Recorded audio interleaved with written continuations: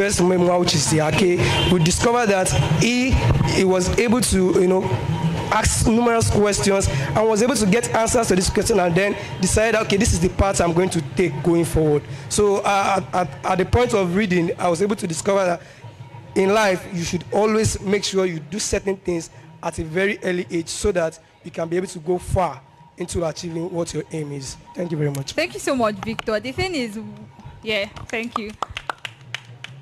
I kind of agree with you. I agree with you because when I saw the title, I was picturing this sense of urgency. The title actually gives this sense of urgency because dawn is before the sun comes out. Dawn is like very, very early. So it gives, to me, the title gives this sense of urgency, as you've rightly said. But let's hear from Kayode. Thank you very much. To add to what Victor has said and what you have rightly contributed to its sense of urgency. So the book gives us a pictorial representation of getting down to the task of liberation as and when due, getting down to the task of liberation, getting down to fighting for what is right, getting down to a just cause. Because the whole book revolves around is fighting for not fighting in the sense of being a politician. He is not a politician, but fighting in the sense of someone who knows the vision of the newly independent nation.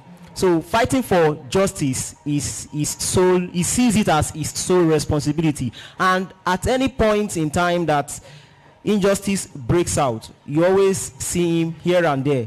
You always see him wanting to talk to the government. You always see him speaking to the face, being an outspoken person, speaking to the face of the oppressor. Thank you.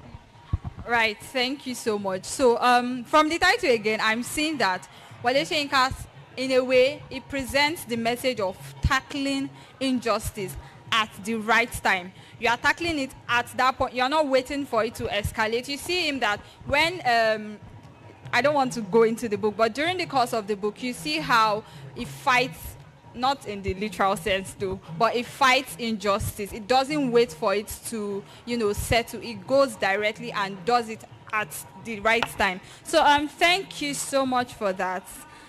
Now we are moving into the book.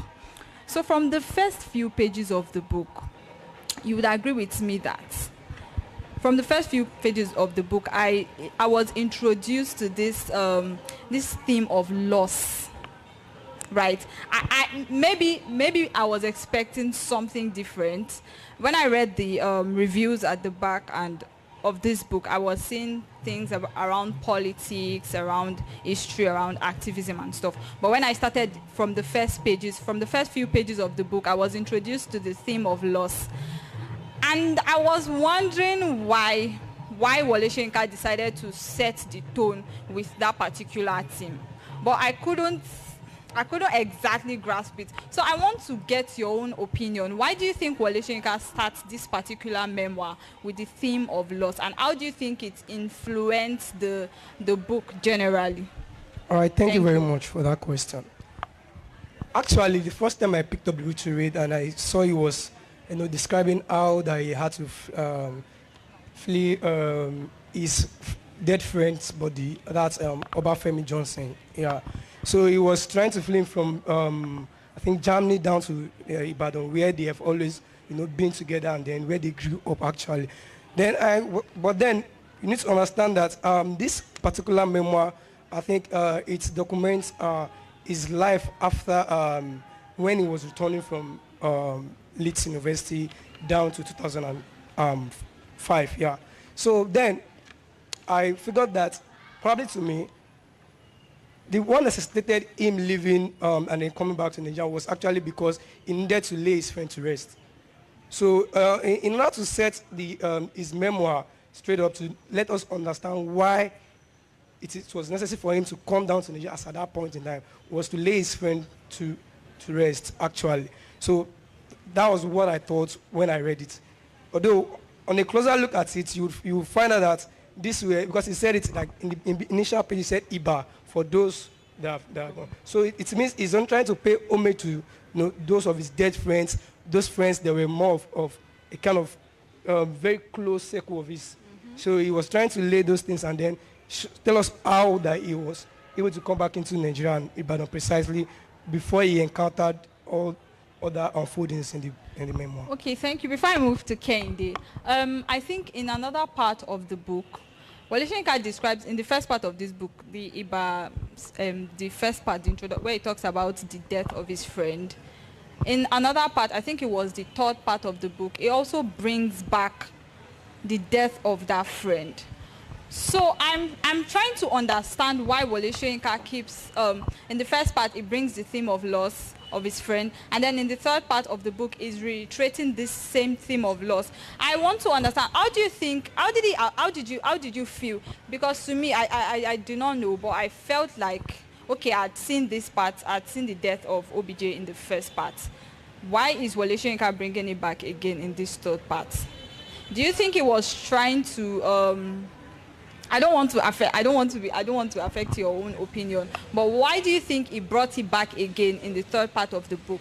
What do you think he was trying to, what message do you think he was trying to send? Okay, you know, in every memoir, you get to document your personal life, probably your friends or close relatives and all of that have significant things that they've done in your life. So for Wole Soyinka, and according to what I read outside this text about Wole Soyinka and Obafemi Johnson, I think they were more of how would I put it? This more like in a kind of court, because he's his very, very close friend, and I think he mentioned in that particular book that his death actually, you know, did something to he himself, because his death is something that actually brought out the Soyinka in him that he actually not even seen before then. Okay. So because I think it was his death that actually led to his doggedness in a way. Because if bringing it back and reiterating that particular thing there is more of kind of emphasizing what his friend's death has done on him. Yeah, that's what I feel he was trying to do. Okay, thank you. Let's hear from Kayode.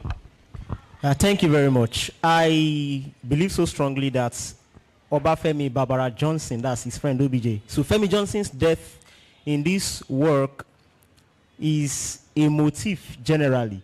And on a wider scope, the book opening on that note of grief sets the tone of, you know, the journey motif that, of course, permeates Soyinka's works, especially his memoirs. Now, apart from the death of Femi Johnson here, you have the last paragraph. Bekuta is dead. Long live Bekuta. Or whatever tugs at one inexplicably like the power of Ogun's magnet directed at one of his metallic vessels. That hope, prayer, doubt, shadowed by the soaring rock hills and their presiding deity Ogun, or whatever emanations remained within those granite veins, had the effect of simplifying and intensifying my mission in exile. So the death of Femi Johnson and bringing back his corpse to Nigeria all together gives us the mood. It suggests the mood of the work entirely. So the death of a person, the death of history, and where we have missed it as a country. Thank you. Thank you so much. All right. So we are moving straight to the historical and political context of this book. Oh, okay. We're moving to the historical and political context of this book. You'd agree with me that this memoir, You Must Set Forth as Dawn, is highly political. But then I think I'm of the opinion that you cannot take politics from history, right? And Wole Soyinka, it shows this through his book. So now my question is, how does Wole Soyinka's experiences with various military regimes, especially under General Sani Abacha, inform his reflections on justice and tyranny in this memoir? Thank you very much. I would like to quote something from one of his books, Climate of Fear. You know, Soyinka believes so strongly that the military regime did nothing but institute fear. There's a kind of institutionalized fear, in the country, even till now.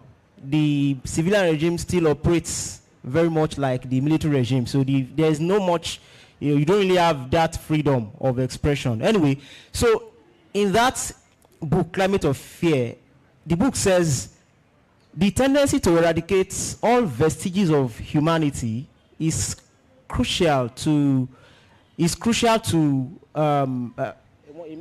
Okay, so the tendency to eradicate all vestiges of humanity is crucial to the project of domination or diminution of the status of others. Exactly. The tendency to eradicate all vestiges of humanity of others is crucial to the project of domination or diminution of the status of others.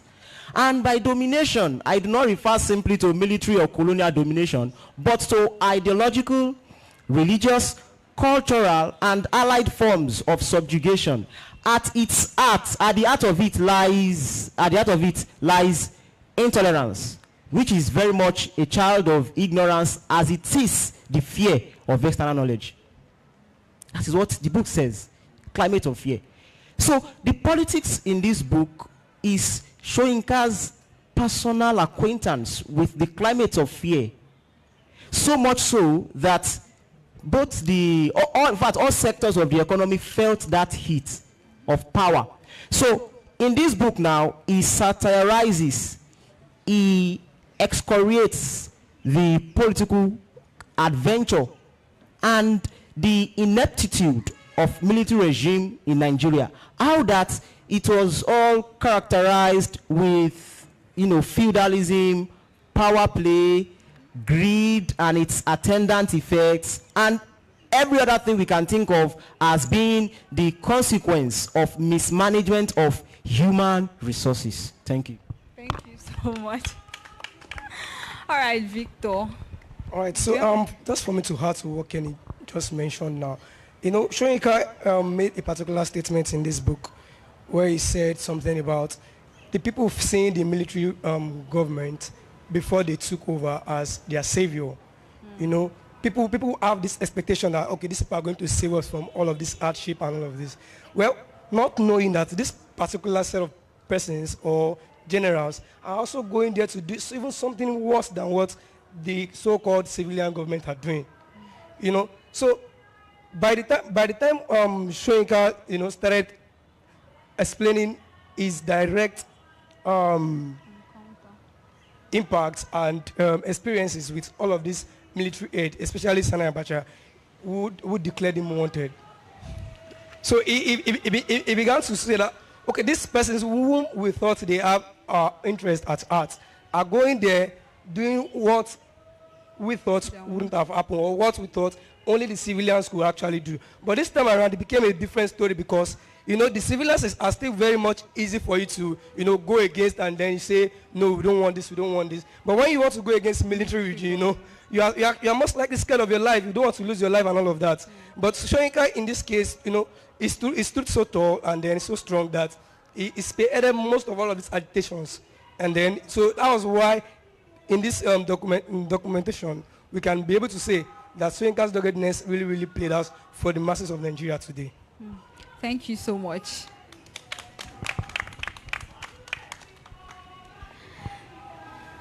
So we know how deeply steeped Wole Soyinka is in Yoruba spirituality, right? So in some part of this book, I saw different mentions of his encounter with, how he references his gods, Ogun, yes, all of those deities, how he references them.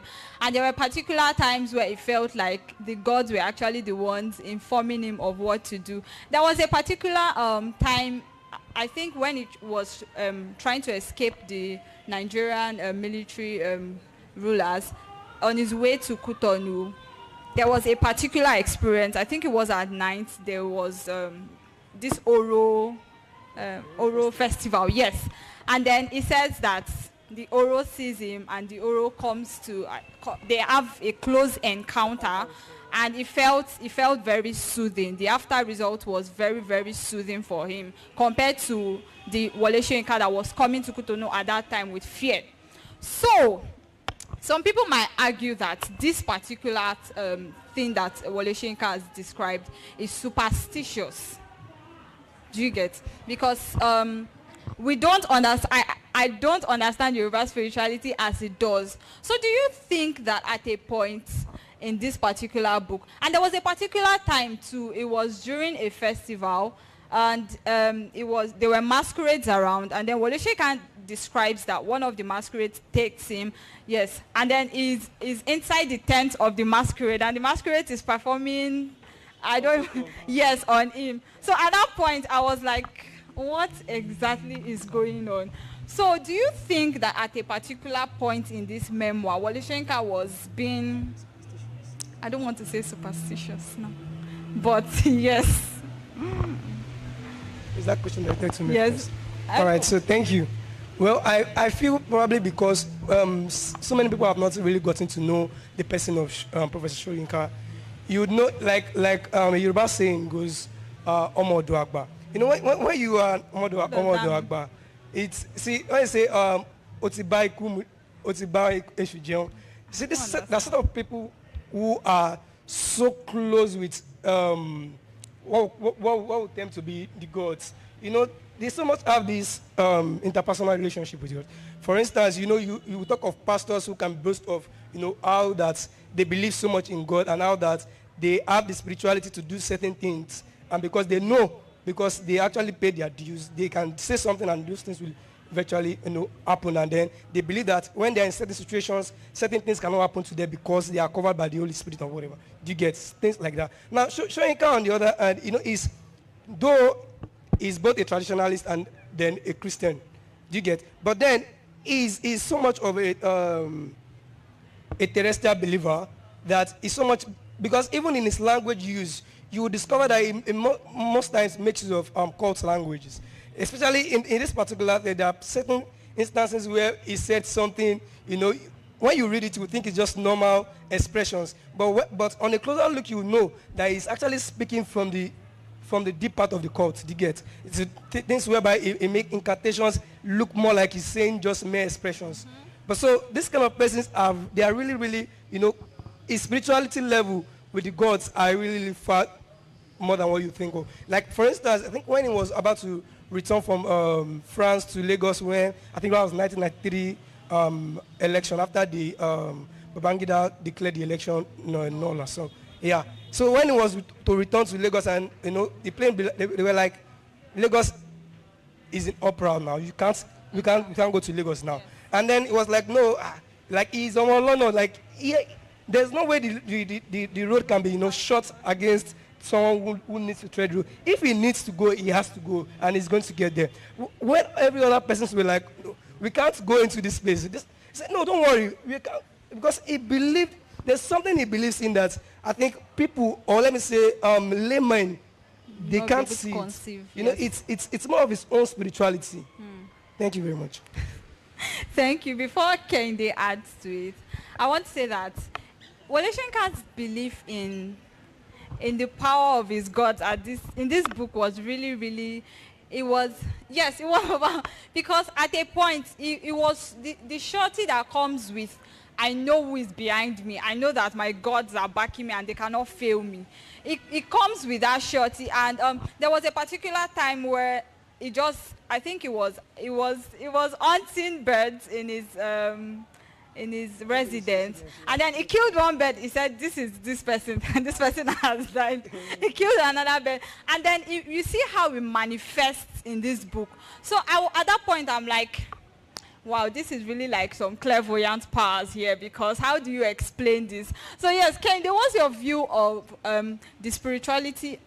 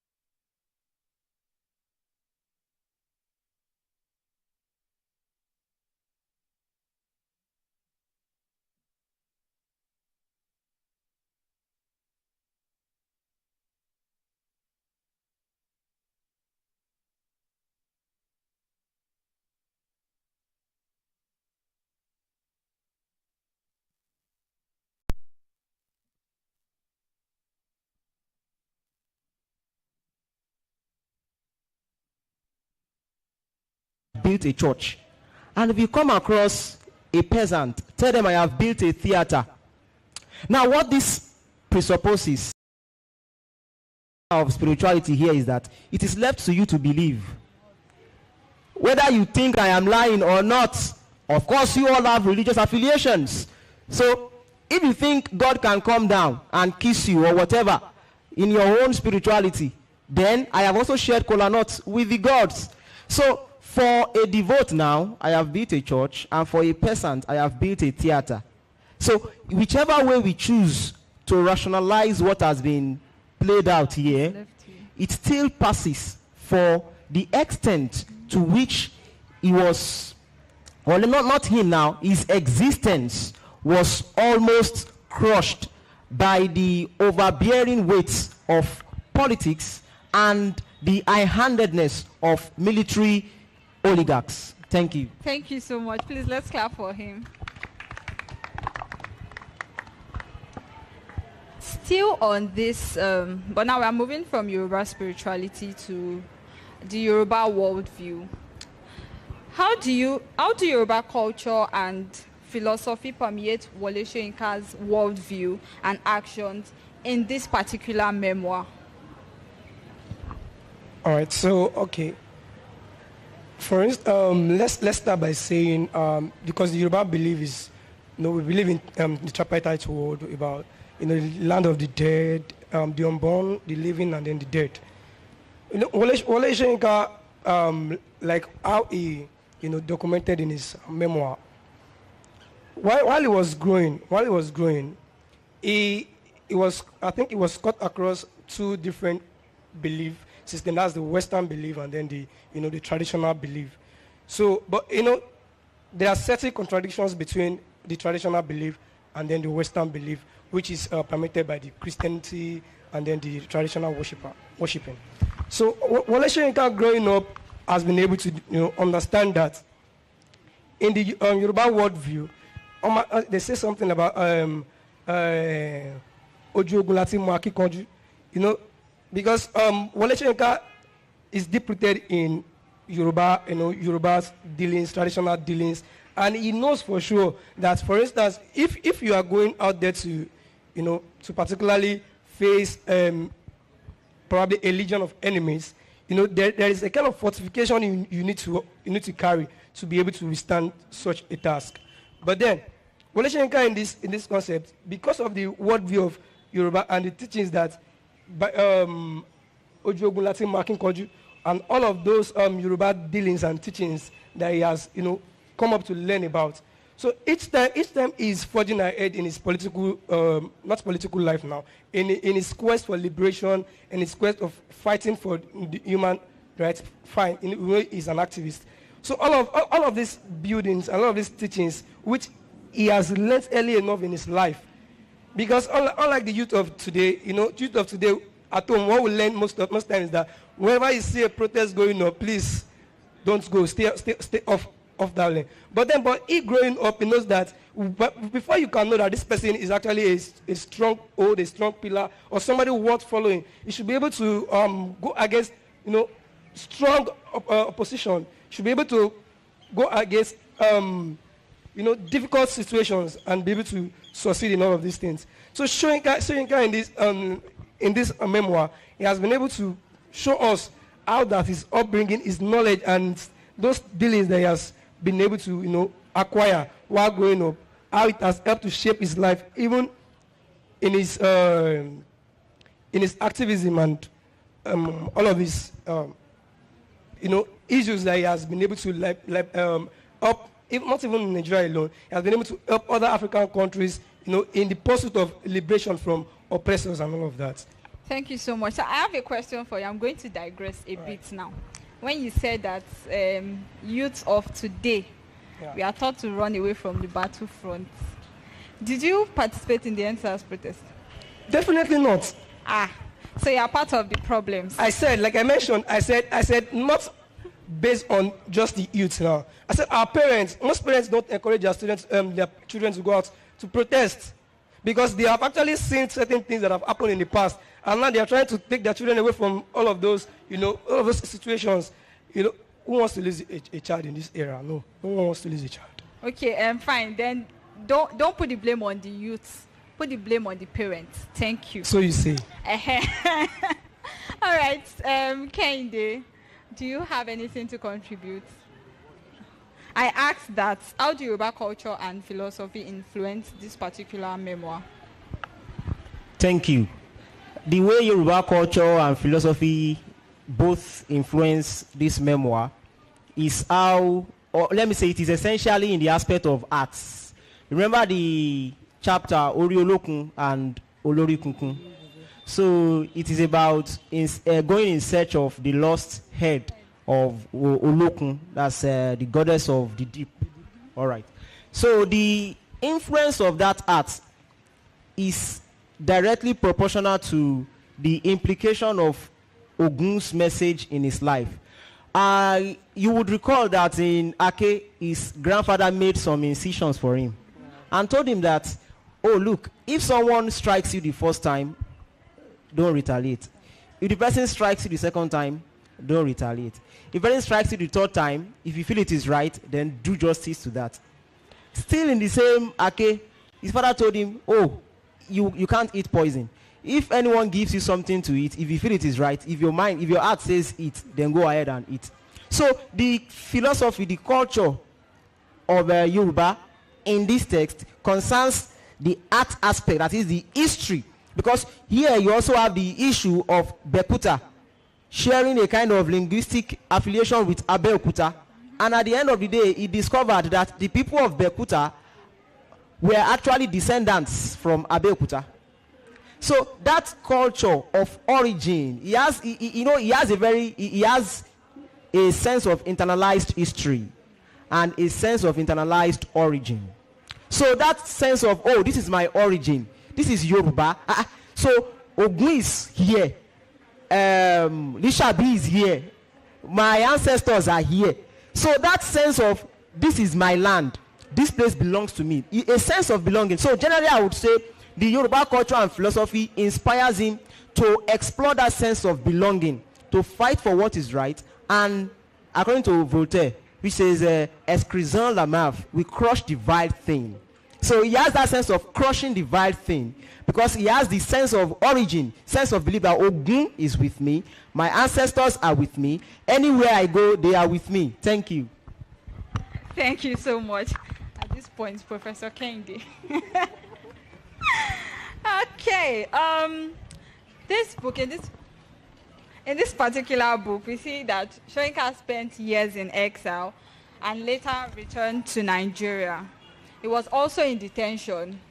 So, how did this experience of displacement? I'm so sorry. How did this experience of displacement impact his perspective on his homeland and his identity? I want to draw this analogy. If you read Sleepy Hollow, this guy, he goes to sleep and then wakes up and sees that everything has changed. So when Wole Soyinka was in detention, he comes back to the open, and then I want to read from this. Hope I find it now.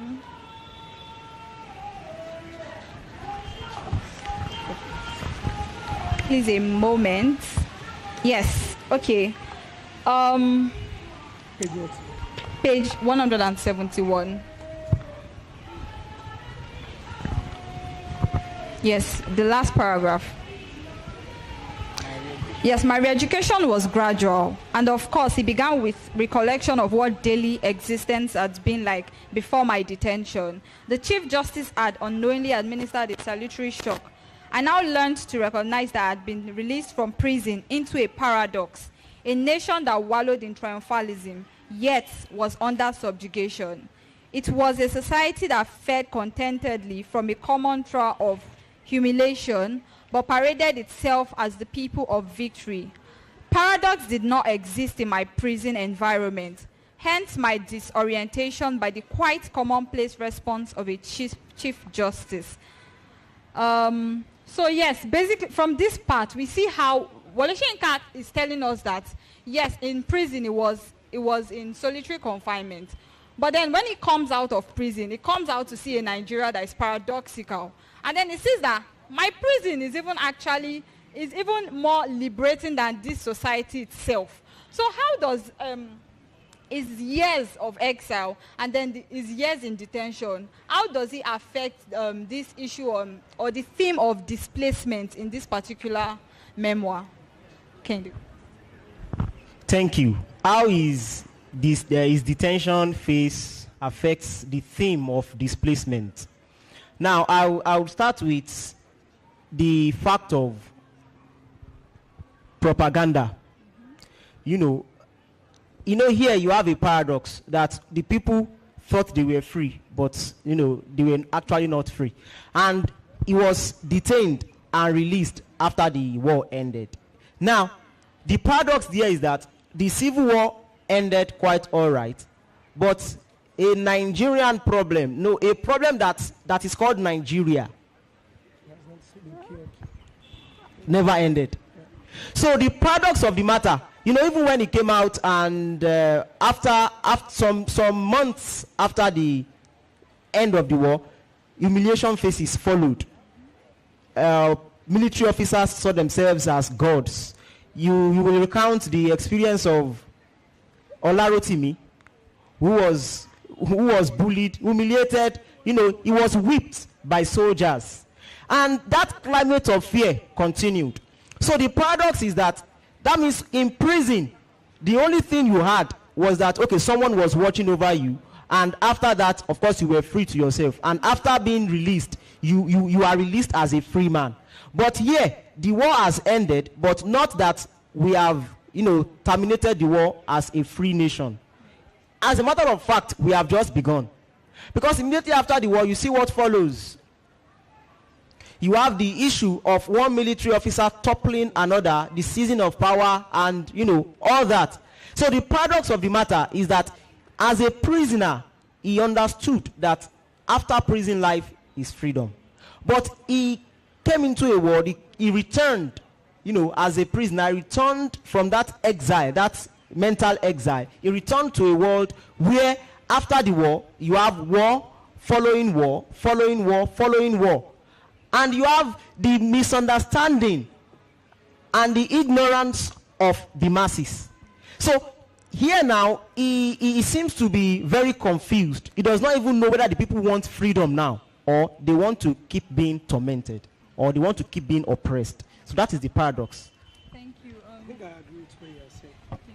Do you have anything to add to it? Okay, thank you. Yeah. So, yes, this particular part, there's this argument that art should be for art's sake. Yes, that's art for art's sake. And in this particular book, we see the role of Soyinka's art in social action, in fighting tyranny, in fighting corruption, in fighting injustices. So, do you think while using this book now as a premise, do you subscribe to the notion of art for art's sake, or do you think that art should be used as a vehicle for social change? You go first. All right, thank you. Well, for me, I don't think such thing as art-sakeism or art for art's sake should exist. I don't think it should, because it's actually quite good for you to just express yourself, talking about nature, talking about things, just so that you just express yourself. But then this is a very vital tool, because, for instance, Niyo Shundari's once quote that all poets have to be political. Yes, you must write for a purpose, you must write for a reason. And if you cannot lend that your voice for a social change, then I see no reason why you just have to you could as well just write and keep it in your house. You could as well just make something and just keep it in your house. But the moment you want to throw this thing out there for people to see, there has to be something that is tackling some kind of injustice, some kind of issues that are probably affecting you that you could help sort out. I don't think something as art-sakeism should exist. All right, thank you, Kayode. Thank you very much. Where I think, or the point where I think this book is not art for art's sake, is the fact that you want to stop to think, why is this book not just something about history? Why not a history of this, a history of that? Why is it not for history department? The reason is that the aspect of history you have in this work has been brought about by a sense of observation. And anything that has the personal, because art is functional. Art can be for education, for entertainment, but the functional aspect of art will include a stylized measure to adjusting the story to fit in to the situation on ground. So he has adjusted that story. How? Not by doctoring the facts. Not that he has doctored any fact. He has stated the facts the way they happened. So he didn't doctor any fact. What he did here is to bring in the drama of the political scene by the use of language, literariness, as we have, that's linguistic, semantic, all of that. So bringing in elements of language, elements of style, elements of form to internalize and dramatize the political situation of Nigeria. So it is not art for art's sake. It does not just exist as an art, because in the lens of history, it is credible. In the lens of literature, it is a working cynosure. Thank you. Thank you so much. Thank you so much. Our time is fast spent.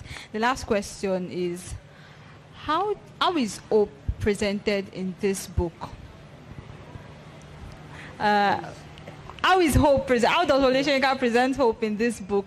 Is it something that, okay, let me know even start. But how is hope presented in this book? Hey, Emily Dickinson, hope is a thing that sings or something like that. You see, the way he has presented hope in this text is the sense of individual. There is a point in which he now begins to realize that, look, it is what the people want that will happen. Remember the beach show, the squad, the firing squad at the beach, the way the people reacted, the mood from happiness to dejection. So the essence of hope here in this text is not that he himself has treated the text as, because we have now the military regime now handed over, civil. No. In fact, you even have it that in the text, you only have Babangida promising to hand over. You don't have the part where he actually handed over. So it's a kind of cliffhanger technique, right? So the hope here, the fact that he did not document where Babangida handed over, tells us something so significant, that hope is not a thing to wish for, but a thing to work for. And at that point in time, hope becomes the point where you are, what you can see, and how far you can see. So for him now, he saw the Nigerian situation as, after the handing over of the military regime to the civilian regime, anything that follows is left to the civilian and to the individual. So he does not see hope in Nigeria as a communal thing. He doesn't see it as a communal thing. In the text, he sees hope as the beginning of how far the individual can think and how far we can all, as Nigerian citizens, whether north or south, how far we can structure, we can now handle our own independence now. Because here in the text, you have the point where the British colonizer still playing Lord over the politics of Nigeria. So his own idea of hope here is that anything the individual can see, how far, because he is very much disappointed with the fact that Obafemi Awolowo was not allowed. The Abela was not allowed. And you have one Yoruba commentator saying, oh, have you not seen that it is not the destiny of Yoruba to lead this nation? So he feels so very much disappointed with that fact. Oh, that someone Yoruba who I have been fighting for, or whom I have been fighting for, thinks my work will all fall down to vain or whatever, so that all this effort of liberation is abortive. Now, the fact, another striking thing in this book is that the book actually dispels the partisan politics of Yoruba, or that Yorubas are sly, we are coy. we tend to change our sides when things are not favoring us or whatever. It is not true. We have it that even as Yoruba, I don't want to go into history, but we all understand what Obafemi Awolowo did here in this text. How that he quitted, or he quit the stage, he quit the stage when it was time to quit the stage.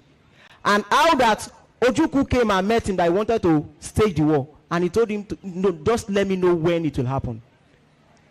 And at the end of the day, when the Yoruba elected leader when the election was annulled, he was like, should I meet this leader, should I not? But instead of meeting the leader directly, so it will seem, oh, you are fighting for the Yoruba cause. What did he do? He took to ideology by fighting for the cause of the nation. So his own sense of hope, his own idea of hope is not what belongs to a particular part of the country, but what belongs to the general population. Thank you. Thank you so much. Kayode mentioned something. He said, hope is not a thing to wish for.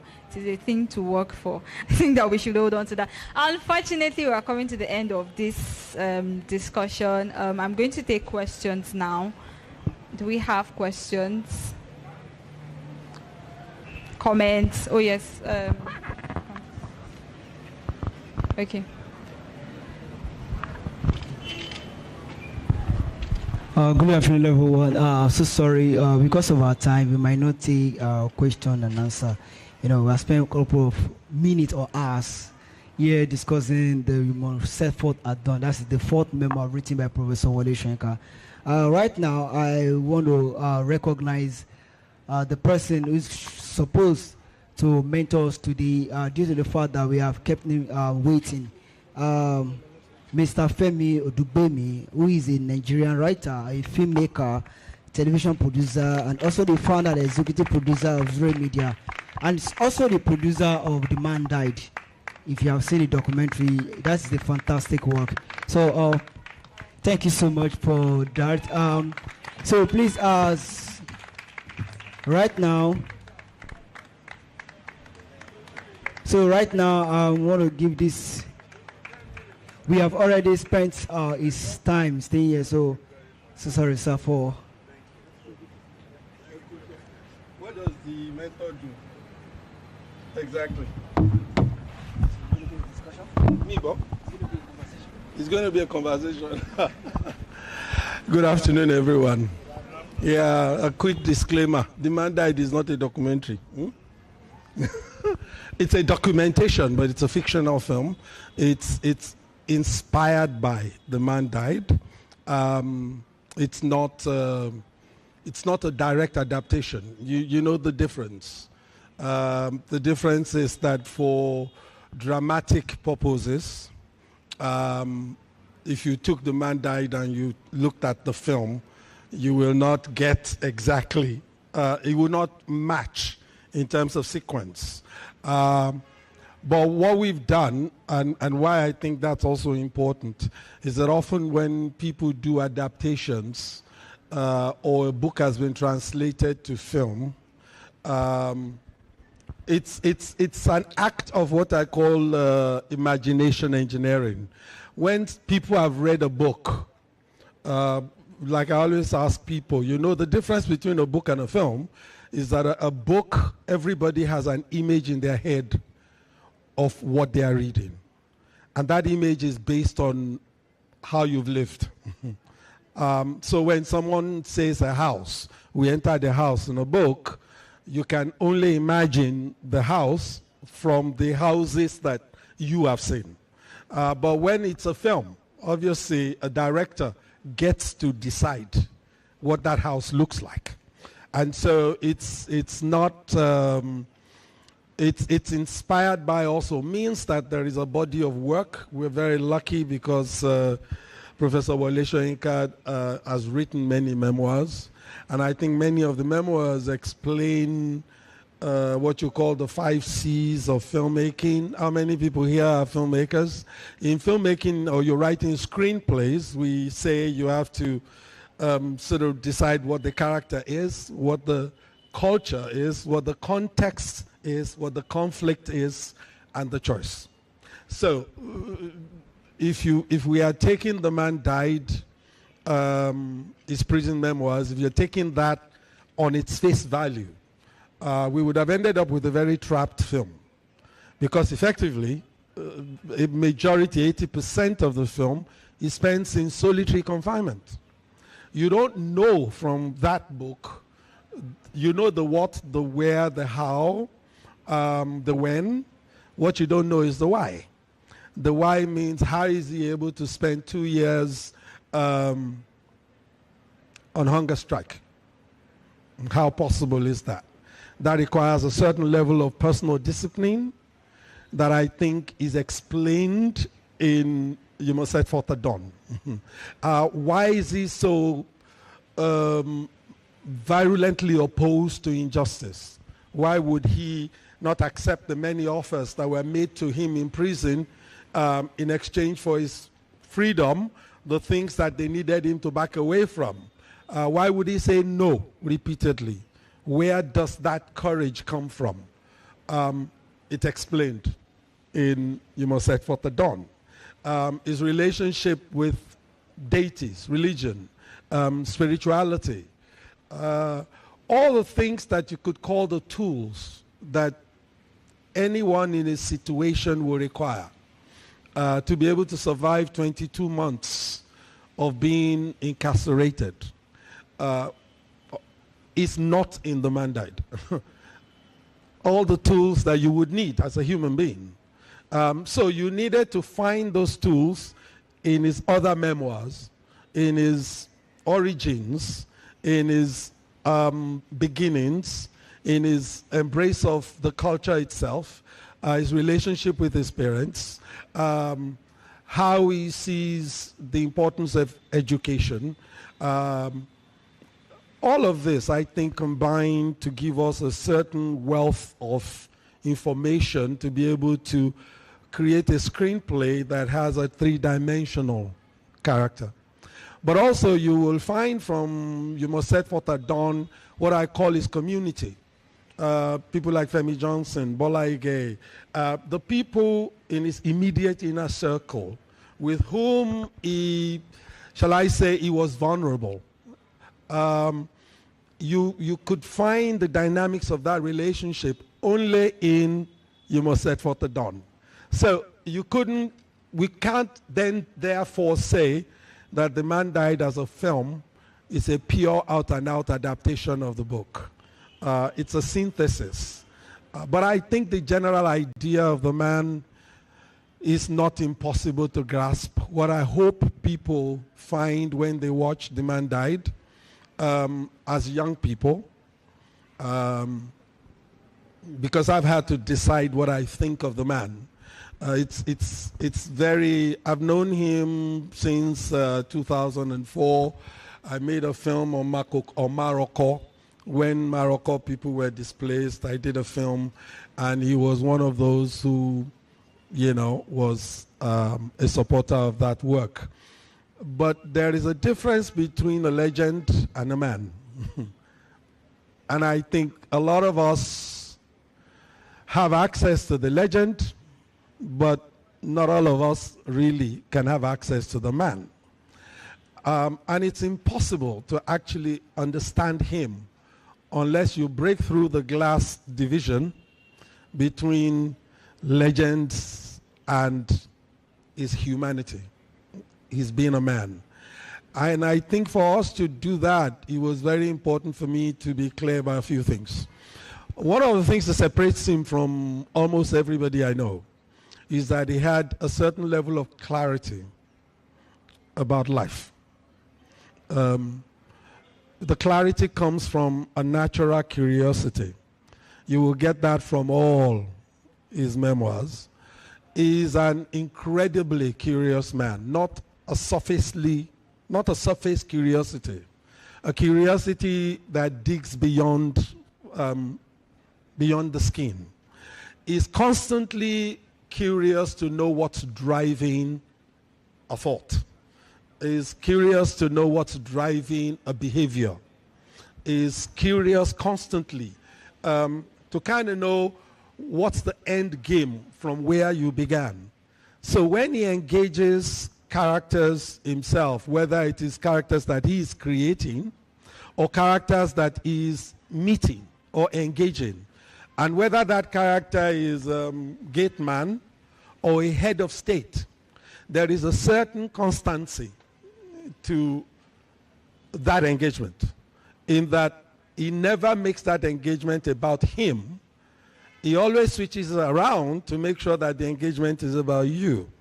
And that comes from that sense of constant curiosity. So he's constantly learning. And I think one of the things that I also like about that is that beyond giving him a clarity, and what that clarity does is he's able to then choose. He chooses with whom he spends his time. He chooses very carefully where he goes. Most people that have ever met him would accept that he says more no's than he says yes. He doesn't drag a yes out, and he doesn't drag a no out. If it's going to be yes or no, you hear it now. And does it change? No. Why? Because before he actually meets with you, he's one of those who does backgrounds. It's an amazing thing. If you ask him for a meeting here, by the time they give you a date, he often knows more about you and why you are likely to need to see him before you do.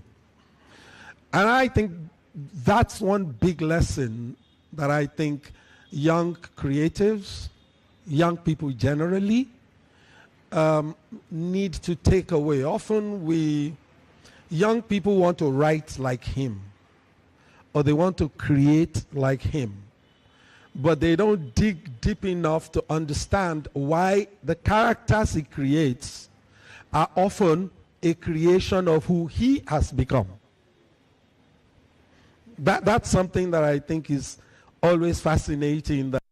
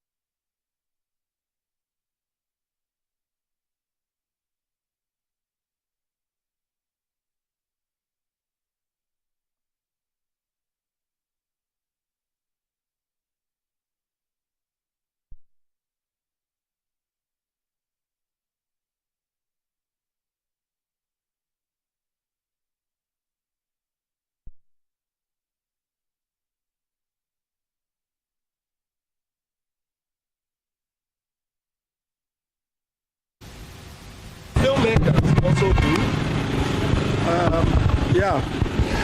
Filmmakers also have, I guess, that trait that you are able to actually entertain the characters you are going to share with people. You are able to first and foremost entertain them in your own company.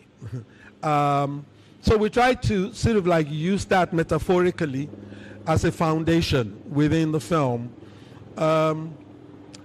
The other thing that I think is important to sort of point out in the film is just the journey of how courageous he is and where that comes from.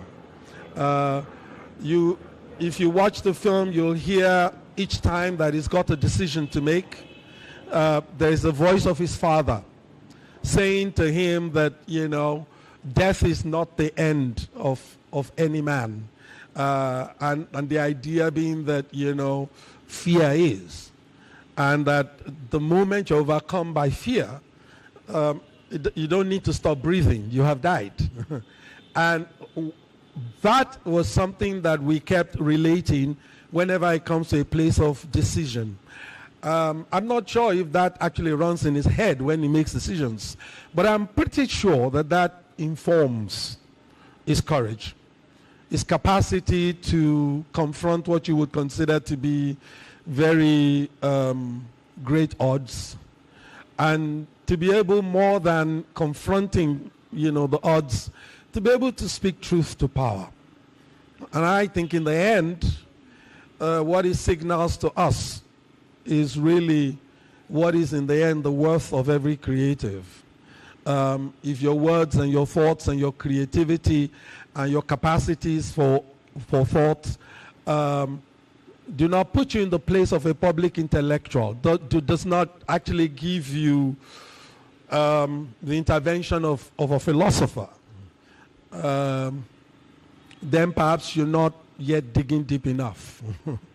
That's really what I think, I hope that all those who watch The Man Died are able to extract and distill from that journey. It's a memoir set in time. So it's very important, like I always say, it's not a biopic. It's not. We don't. The Man Died is actually contextual. Is his confrontation with history in a 4-year period. That history is, should there be war, should there not be war? The protagonist and the antagonist, what is the level of their reasoning to account for the possibility of 1 million people dying? That's really all it was. And he did not find the arguments strong enough based on his own humanistic philosophy. So when they say he's an Ogun worshipper and all of that, I think for me those are periphery, because really the question is, what has that empowered him? How does that empower him to see the world? Because I think all of that, what he learns from the deities, is what really immerses him in his humanistic worldview. He does not actually think oppression, the denial of human rights of anyone, the capacity for power to express itself in a way that deprives others of their voices. All of that, I don't think just comes from a humanistic theology or doctrine. They come from his very basic understanding of his Yoruba culture, of the deities of the Yorubas. And I think that understanding gives him a foundation, but the humanistic embrace gives him a global template within which to interpret it. And I think that's what he's done in most of his books and his plays, and hopefully in the film The Man Died. Thank you very much. Any questions, and I'll go. By the way, how many of you have seen The Man Died? Ha! Will you kindly please see The Man Died? We've shown it 4 times in Lagos, and it's all been free. It's been seen at the Kuramo Film Festival. We've shown it at Afrif Film Festival. We've shown it for Labaf yesterday. We'll show it again soon. Probably we're showing it in Ibadan, and then hopefully at Unilag. Please watch The Man Died. You'd find that reading his books and seeing the magnificent way in which I think Wale Ojo plays that character, it just gives you a deeper well of empathy and understanding for how consistent this man called Wale Soyinka has been, not just as an artist, but a truly resilient interventionist in history. Thank you.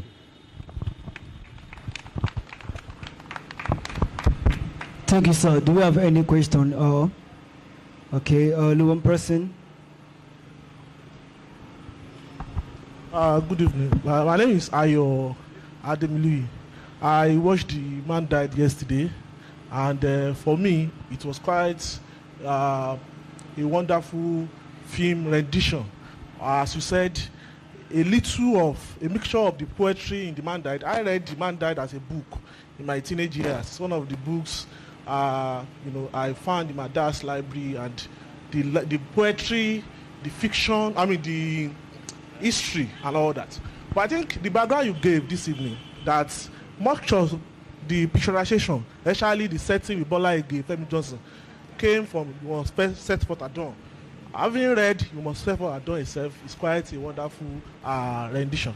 Now saying that, now moving ahead, is the fact that for me, the beautiful point about the political trajectory of Wole Soyinka itself is the heroism. The way he went to meet with Ojukwu, and then the return to meet with Victor Banjo and the rest of it. And then, of course, You Must Set Forth at Dawn now took more of the anti-military struggle years, the years of resisting the dictatorships. So, but the question we should now ask is heroism sufficient in itself, as a form of a critique of not just the film, but also of the personality, of the political personality? In every way, heroism can play a very wonderful role, but heroism has its manifest limitations. One of which is that without connecting with the appropriate social classes, and of course the working class. For instance, in the film, you will discover that those who are in the lower cell were oppressed elements who came, Igbos, the mixture of different tribes in the lower cell, and they responded when it was time for him to cause disruption. So there is no way literary heroism in every way, or at best political heroism, without connecting with the working class, can resound. And that's the point to make, and that's the way forward. Thank you so much.